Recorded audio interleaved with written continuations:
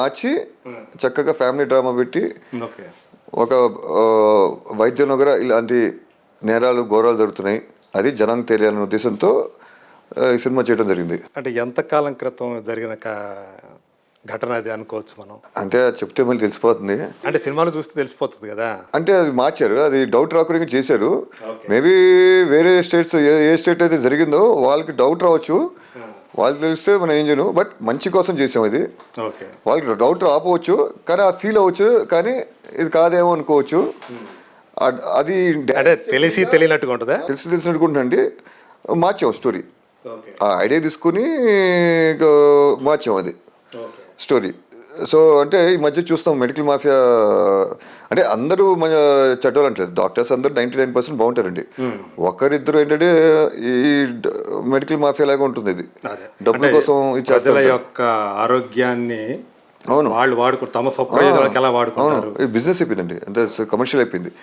ఏంటంటే ఏం లేకపోయినా సరే జాయిన్ అయిపోండి, మీకు ఇది హెల్త్ ఇష్యూ ఉంది అంటారు. హెల్త్ ఇష్యూ అంటే నేను ఒకసారి ఇది జరిగింది, ఎవరితో మాకు తెలిసినంటే బయట వాళ్ళే జరిగింది, వాళ్ళకి హాస్పిటల్ అడ్మిట్ చేయడం అయింది. ఏంటంటే ఏదో హెల్త్ ఇష్యూ అని చెప్పారు. దీనికి హాస్పిటల్ అడ్మిట్ అవ్వడం ఏంటి, ఇంట్లో ట్రీట్మెంట్ చేసుకోవచ్చు కదా అన్నారు. లేదు డాక్టర్ అడ్మిట్ అవ్వమని అన్నారు. దాని తర్వాత అర్థమైంది ఏంటంటే బయటకు వచ్చింది అసలు విషయం, బయటకు వచ్చింది. ఆ తర్వాత ఏంటి నాకు అర్థమైపోయింది ఏమిటంటే కంప్లైంట్స్ వస్తాయండి ఇలా చిన్న చిన్న విషయాలకి హాస్పిటల్ అడ్మిట్ చేయమంటాం. ఎందుకంటే బిల్స్ వస్తాయి, వాళ్ళకి డబ్బులు వస్తాయి. దాని తర్వాత అనవసరమైన టెస్టులు చేయించడం, ఇవన్నీ చాలా కంప్లైంట్లు వచ్చినాయి. అంటే అందరూ అన్ని హాస్పిటల్స్ కదండి చాలా బాగున్నాయి, అన్ని 99%, 1-2 హాస్పిటల్స్ ఇలా ఉన్నాయి. సో ఇవన్నీ తెలియాలి జనానికి, మెడికల్ మాఫియా మంచి మెసేజ్ ఇవ్వాలి జనానికి, వాళ్ళకి ఎక్స్పోజర్ ఉండాలని చెప్పి నేను ఈ సినిమా తీయడం జరిగింది.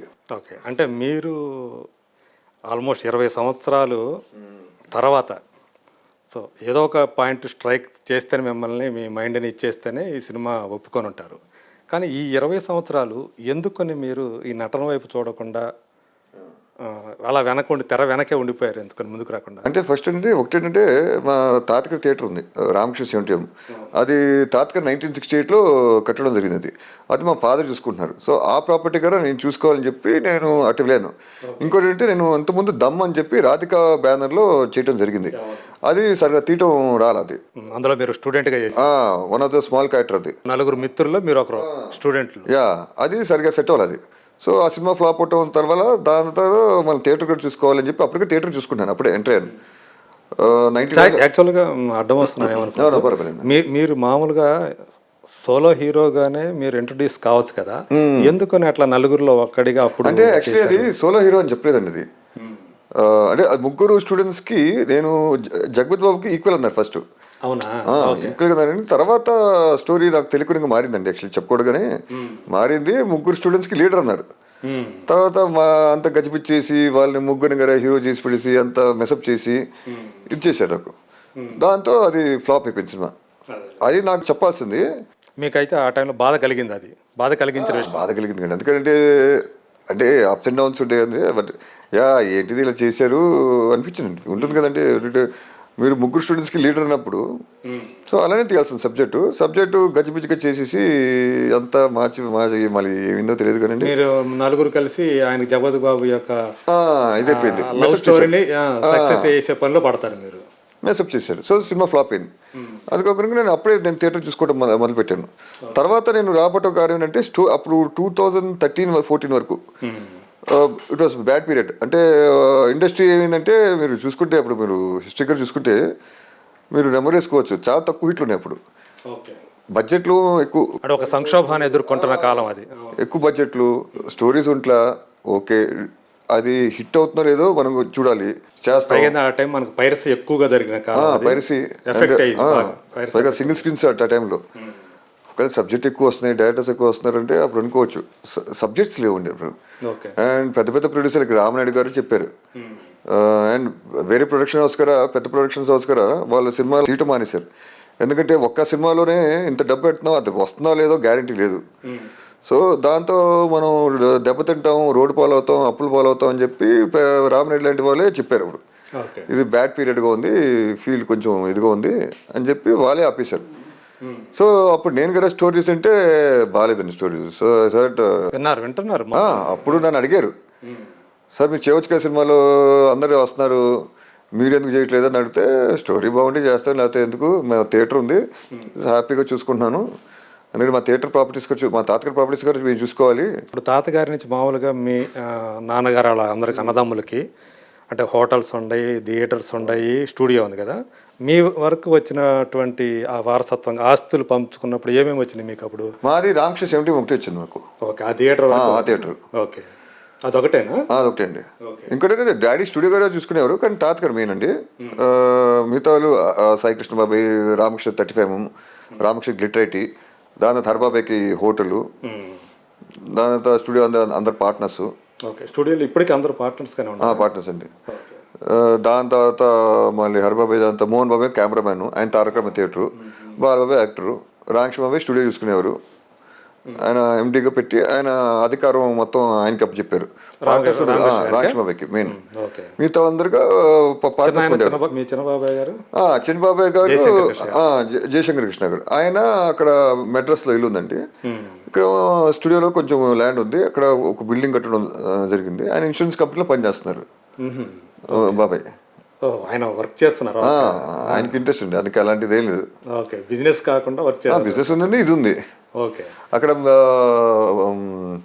మన చెన్నైలో బజులా రోడ్ ఉందండి, ఆ ఇల్లు అది ఆయనదే. అవునా? టీ నగర్ కాకుండా దాన్ని ఉపయోగపెట్టకుండా అలా ఉంచేసారు. టీ నగర్ కాకుండా ఇంకో ఇల్లు ఉందండి, అది అంటే టీ నగర్ ఇల్లు అమ్మేద్దాం అనుకుంటున్నాం అండి, ఎందుకంటే యాక్చువల్గా ఇప్పుడు అదే బ్రిడ్జ్ ఉంది కదండి. అవునండి, గారిది అది టీ నగర్ ఇల్లు, అది అమ్మేద్దాం అనుకున్నాను. ఎందుకంటే అందరూ ఇక్కడ షిఫ్ట్ అయిపోయారు హైదరాబాద్కి, సో అక్కడ ఎవరు ఉంటా, సో అది ఇంకా అమ్మేస్తే బెటర్ అని చెప్పి అది ప్లాన్ చేసామండి. సో అది ప్రాసెస్ జరుగుతుంది. అంటే ఈ మధ్య నేను చూసి వచ్చాను, ఎవరు ఒక వాచ్మెన్ మాత్రం ఉన్నట్టున్నారు దానికి. అది మెయింటెనెన్స్ అని చేస్తామండి, అది వీళ్ళు అమ్ముతామండి టైం వచ్చినప్పుడు. సో మొత్తానికైతే అంటే ఎందుకని అంటే దాన్ని తాతగారి జ్ఞాపకార్థం ఉంచుకోకుండా అలా అంటే ఏదో అప్పుడు ఏదో అన్నారు మ్యూజియం లాగా దాన్ని ఏదో మార్చాలని ఏదో ఆలోచన లేదు. మ్యూజియం అనుకున్నారండి, కానీ ఇక్కడ అంటే మ్యూజియం అంటే వస్తువులు పెట్టాలి కదా, సో ఇక్కడ మ్యూజియం పెడదాం అనుకున్నారు, మళ్ళీ ఆంధ్రలో అంటున్నారు. సో ఇక మళ్ళీ మన అది వేరే రాష్ట్రం ఏదో ఒకటి ఒక మ్యూజియం ఉండాలి అని, ఎందుకంటే తాతగారు ప్రాపర్టీస్ ఉన్నాయి, వాడే వస్త్రాలు, గద, ఆ కిరీటం, ఇవన్నీ అన్ని చోట్ల పెట్టలేము కదండి. అంటే ఎలాంటి అంటే ఇప్పుడు తాతగారు వాడిన కారు ఒక మ్యూజియంలో పెట్టాలి ఆయన మొత్తానికి అంటే అనుకుంటున్నారా ఇక్కడ చేయాలనుకుంటున్నారు? కాదండి, అక్కడ ఆల్రెడీ ఇప్పుడు ప్లాన్ చేశారు, బాలబాబాయ్ చంద్రబాబు ప్లాన్ చేశారు. అక్కడ అమరావతి ఉంది కదండి కొత్త క్యాపిటల్, అక్కడ చాలా పెద్ద మ్యూజియం పెట్టాలని గవర్నమెంటే డిసైడ్ చేసి ఆ డిజైన్స్ కూడా కన్ఫర్మ్ చేశారు, మొన్న మీడియాలో కూడా ఇచ్చారు. అది చాలా అవుతుందండి, 400-500 కోట్ల పైన అవుతుంది. అది ప్లాన్ చేస్తున్నాం, ఆల్రెడీ ప్లాన్ రెడీ అయిపోయిందంతా, గవర్నమెంట్ పడిపోవటం వల్ల అది స్టార్ట్ చేయలేదు. సో నెక్స్ట్ టైం వచ్చినప్పుడు అది ప్లాన్ చేస్తామండి. అంటే తాతకున్న వస్తువులు అన్ని మ్యూజియంస్ లో పెట్టలేము కదండి, సో లిమిటెడ్ ఒక చోటే పెట్టాలి. సో అక్కడ పెట్టాలని చెప్పి ఇక ఆంధ్రలో పెట్టుకుంటే బెటర్ అని చెప్పి అది ప్లాన్ చేసామండి. సో అది సో అట్లా మీరు నాన్నగారితో పాటు రామకృష్ణ 70 చూసుకుంటున్నాను అది. సో అదండి, నాళ్ళకి మీరు కథలు వింటున్నప్పుడు ఈ బ్రీత్ అనే కథ మిమ్మల్ని కదిలించింది. ఎస్, నాకు ఈ మధ్య అఖిల వంశీ అప్రోచ్ అవడం జరిగింది. సబ్జెక్ట్ ఉందంటే మనసులో అనుకునేవాడిని, మరి ఏమంటుందో ఏంటో సరే ఇందామని చెప్పిందంటే, తర్వాత ఇంట్రెస్టింగ్ ఉంది, మంచి స్క్రీన్ ప్లేతో చక్కటిగా చేయటం జరిగింది. ఇందులో మంచి బీజిఎం అంటే బ్యాక్గ్రౌండ్ మ్యూజిక్, దీనికి బాగా కొడితే అద్భుతంగా ఉంటుందని చెప్పి అనిపించి ఎస్ బాగుందని చెప్పి సరే స్టార్ట్ చేద్దామని చెప్పి, నాకు ప్రొడక్షన్ కూడా కొంచెం ఇంట్రెస్ట్ ఉంది, ఓన్ ప్రొడక్షన్ చేద్దామని చెప్పి ఇంకా స్టార్ట్ చేశానండి ఇది. ఓకే, అంటే దీనికి ఏమైనా ప్రిపరేషన్ చేయటం కానీ, అంటే మీరు మళ్ళీ స్టార్ట్ చేస్తున్నట్టు, ఇప్పుడు కొత్తగా స్టార్ట్ చేస్తున్నట్టు ఒక కొత్త నటుడి కింద, సో దీనికోసం ఏమైనా ప్రిపేర్ అయ్యారా? హోంవర్క్ ఏమైనా? ప్రిపరేషన్ అని చెప్పాను, నేనైతే రెడీ, యాక్టింగ్ మా బ్లడ్లోనే ఉంది, బ్లడ్ వీడియోనే ఉంది. అంటే నేను ఇంతకుముందు అన్నానండి, నీకు యాక్టింగ్ ఎందుకు అన్నారు, యాక్టింగ్ కోసం ఎందుకు, నీకు నువ్వు బాగా చెప్తున్నావు, మామూలుగా మాట్లాడేటప్పుడు బాగా యాక్ట్ చేస్తాను, నీకెందుకు యాక్టింగ్ కోసం అన్నారు. తర్వాత కొంతమంది అన్నారు లేదు ఇప్పుడు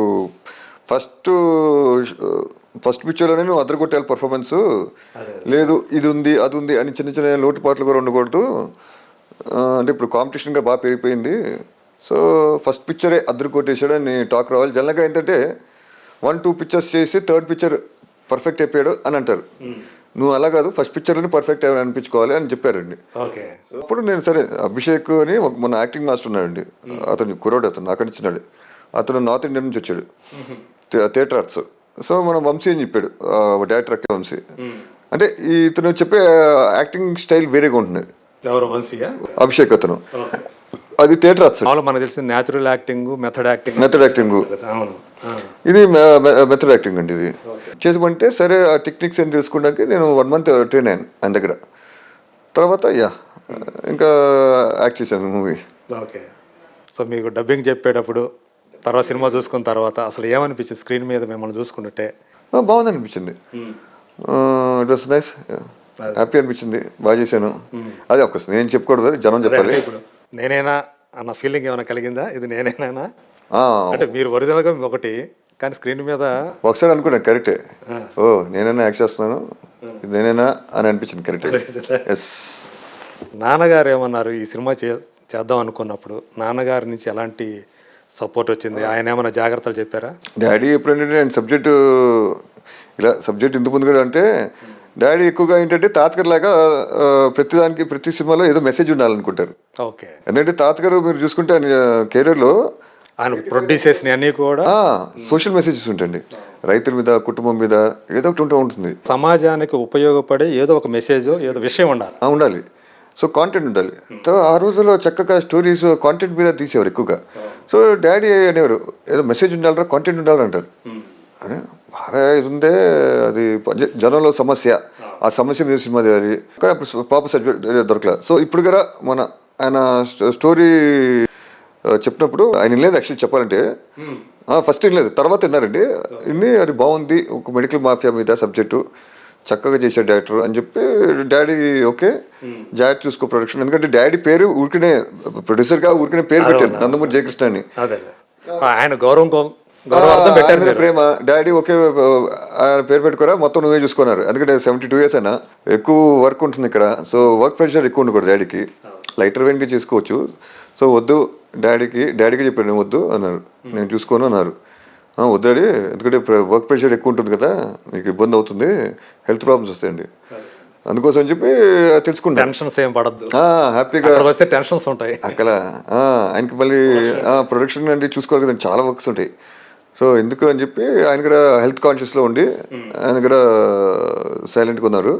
నేను మొత్తం A to Z ప్రొడక్షన్ చూసుకోవటం జరిగింది. మరి మీకు కొంచెం ఇబ్బంది అనిపించలేదా? ఒక పక్క ప్రొడక్షన్ చూసుకుంటే ఒక పక్క యాక్టింగ్ చేయటం అనేది? ఇబ్బంది అనిపించలేండి, మాకు ఎక్కడండి, మాకు వర్క్ కావాలి. వర్క్ ఎంత ఇస్తే అంత మేము హ్యాపీ ఫీల్ అవుతాం, అంత ఇష్టపడతాను. తాతయ్య గారు అయితే ఎన్ని సవ్యసాచిలాగా అన్ని చేశాడు, అన్నీ చేశారండి. సో మీరు అసలు నాన్నగారు ఎందుకొని మీ